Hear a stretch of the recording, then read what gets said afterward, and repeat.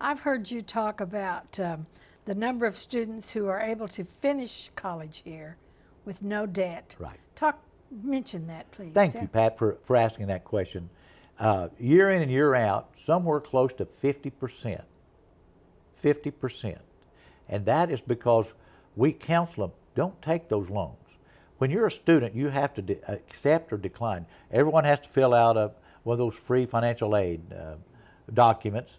And so, but as a condition of that, if you're getting a Pell Grant or whatever, you have to either accept or decline.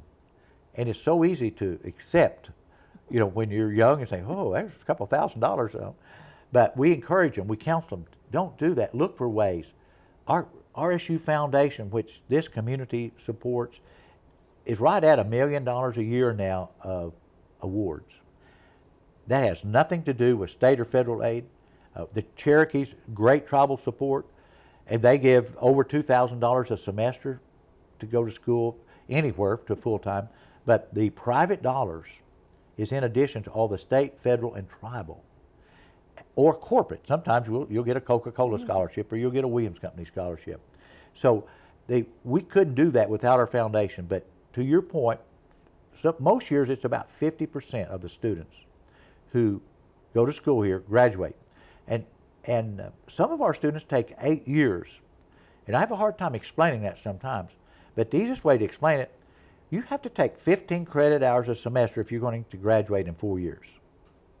And you have to be on your toes to make sure that all the classes line up. And if there's a Comp 1 or a Comp 2, you can't take Comp 2 without Comp 1 unless you're really bright. So you have to be on your toes, and we try to do our best. But we have a really good 6-year and 8-year. Yes, we have students that graduate in 4 years, some in 5, but we have a really good 8-year graduation rate because they can only take 6 hours, 8 hours, 10 hours, because they're working adults. In many cases, they're single adults, and they have to get everyone else's schedule worked out before they can work theirs out. They have to get the soccer schedule worked out. They have to get the work schedule. They have to get the spouse's schedule, everything worked out, and before they can enroll. So, but thank you for mentioning that.